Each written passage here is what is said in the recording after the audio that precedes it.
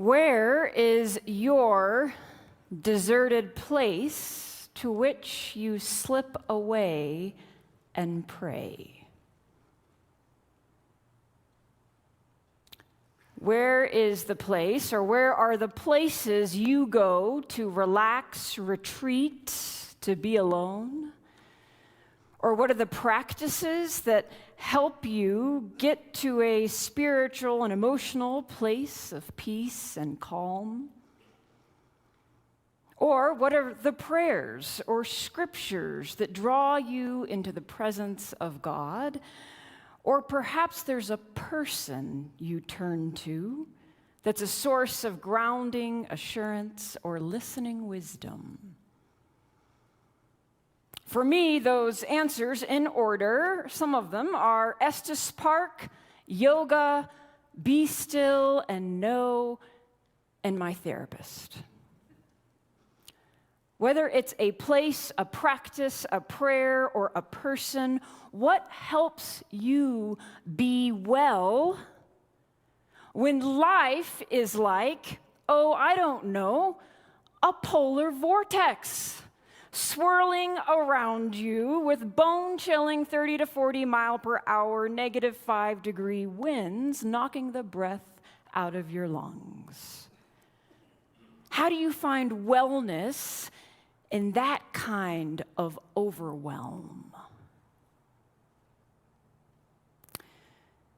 Like it or not, we are not the Energizer Bunny. We don't have batteries in us that just keep us going and going and going and beating the drum and motorizing from here to there on automatic. At some point, we stop or we collapse because we have to rest and pray. We need God. We need to pull away. One of the most evident and central spiritual practices that we can see as we look at Jesus' life and how he cared for his own well-being is the practice of going away to pray, going away to be by himself. Now, I know that for some of us, solitude is a hard thing, right? If we can actually get ourselves to a place to be quiet without distraction, our minds start going. The thoughts start racing. The woulda, coulda, shouldas, the what ifs, the if onlys. Maybe we even think, this is wasting time. I really should be doing something. I have a long to-do list. Maybe we just start scrolling on our phones out of habit. We do all kinds of things to distract ourselves from being with ourselves. But there is something about solitude, perhaps that Jesus is teaching us, that is key to the be in well-being. It's central to how God created us. So central, in fact, that there is a whole day of creation devoted to being, to rest, to Sabbath, to ceasing from work, to connecting with God.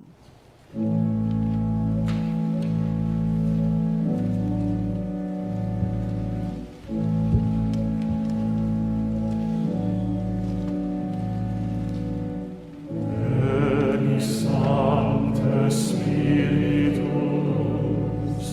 Veni Sancti Spiritus,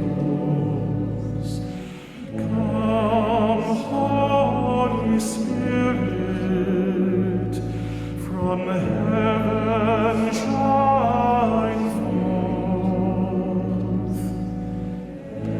with your glorious light. Veni Sancti Spiritus, Veni Sancti Spiritus, Veni Sancti Spiritus.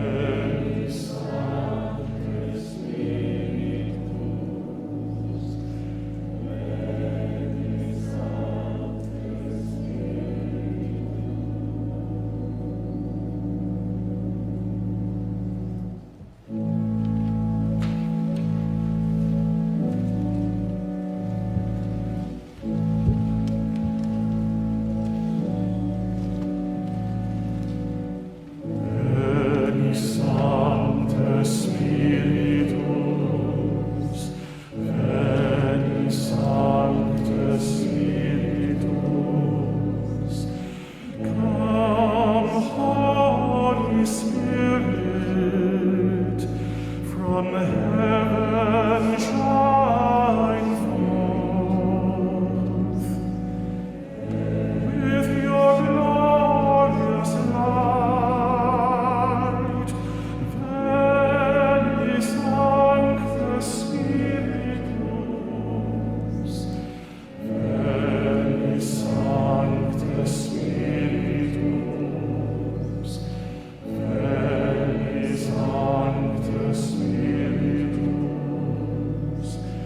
Come from the four winds, O Spirit, come, breath of God, disperse the shadows over us, renew and strengthen your people.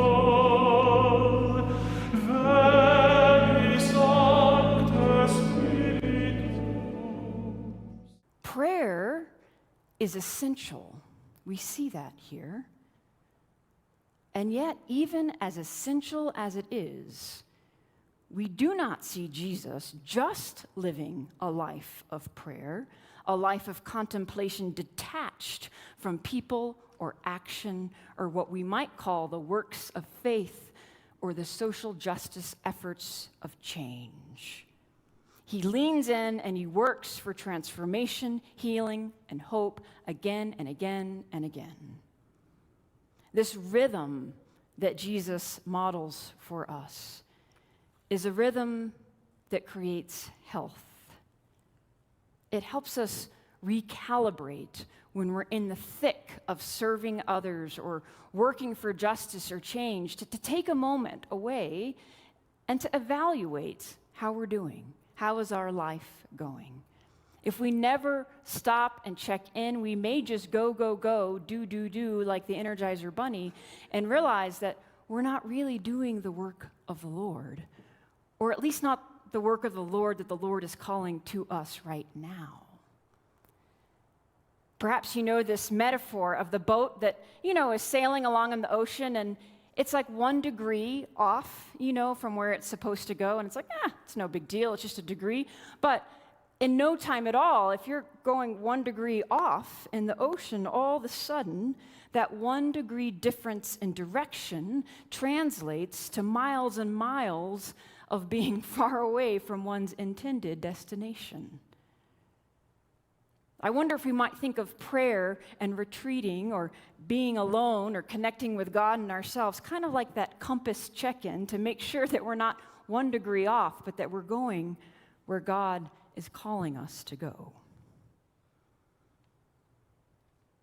Prayer is essential, and it's not everything,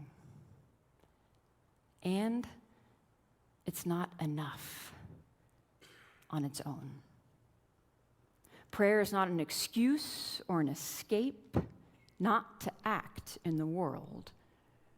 Prayer is the place we go to ask God, how shall we act on this day, at this time, in this moment? Veni Sancti Spiritus, Veni Sancti Spiritus.